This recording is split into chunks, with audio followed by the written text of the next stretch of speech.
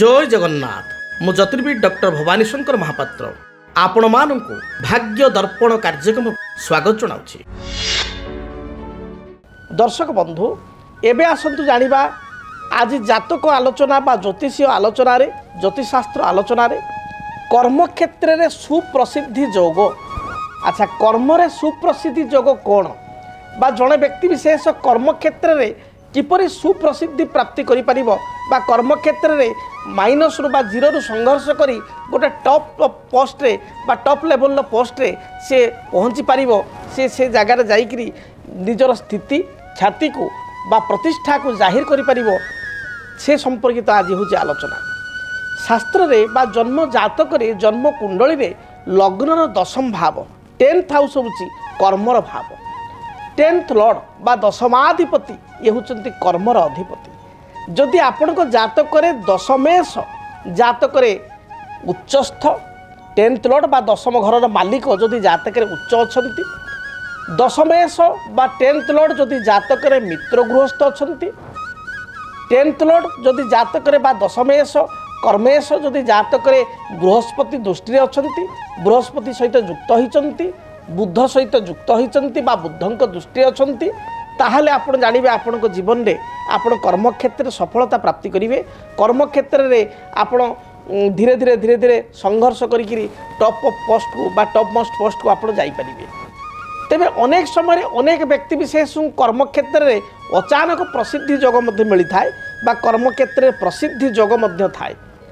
शास्त्रे कहा जाए दशम भवन नाथ केन्द्र कोणे धने बा बलवत जदि जात क्षेत्र सिंहासनम भवेत। अर्थात जदि दशम भवन नाथ 10th लॉर्ड, दशम भवन अर्थ दशम घर, दशम घर मालिक जदि केन्द्र अर्थात केन्द्र कहले 4 7 10 आपण को जातक रे 4 7 10 लग्न ठारू 1 ठारू 4 रे थिबे दशम अधिपति, 7 रे थिबे बा 10 रे थिबे केन्द्र कोण।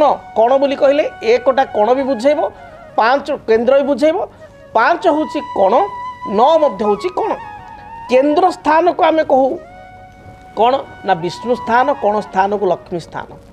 तेणु केन्द्र कोणे धने बा धन अर्थ होची द्वितीय स्थान जदि रहिबे कर्माधिपति बा दशमाधिपति जदि आपण जातक 2 नंबर घरे अछंती 10th लॉर्ड दशम भवन नाथ केन्द्र कोणे धने बा बलवत जदि जात खाली रहिले तो हबो नहीं, बलवान है कि थिबे से दशमाधिपति आपणकर लग्न रे चतुर्थ रे सप्तम रे दशम रे धन अर्थ द्वितीय घरे थिबे, मात्र शत्रु घरे नथिबे, शत्रु ग्रह कौन से अशुभ ग्रह दृष्टि नथिबे, ताले केन्द्र कोणे धने बा बलवत जदि जात अर्थात बलवान होइकरी जदि रहिले ताहले क्षेत्र सिंहासनम भवेत।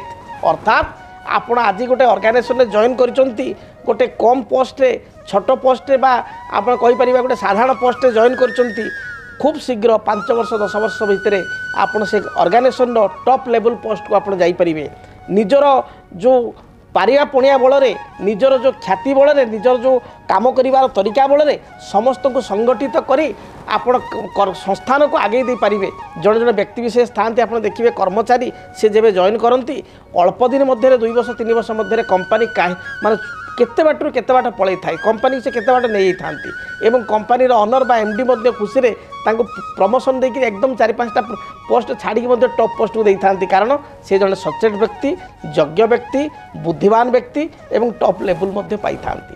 तेणु आपण माने जानिले कर्म क्षेत्र रे सुप्रसिद्धि योग किपरि थाए सृष्टि होई थाए बा केउ ग्रह योग थिले जड़े कर्म क्षेत्र रे निज क्रेडिबिलिटी रे ओन क्रेडिबिलिटी रे निजर जश प्रतिष्ठा द्वारा बा बुद्धि विद्या द्वारा केमिति टॉप पोस्ट को से खूब शीघ्र अचीवमेंट होई थाए पाई थाए से संपर्क जानिले।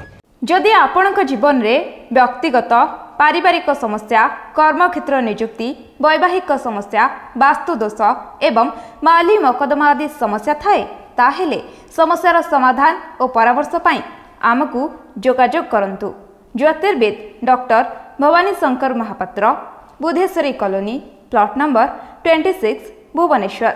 Phone number 9776833302 9439444924। आमर वेबसाइट www.siddharth श्रीजगन्नाथastro.com।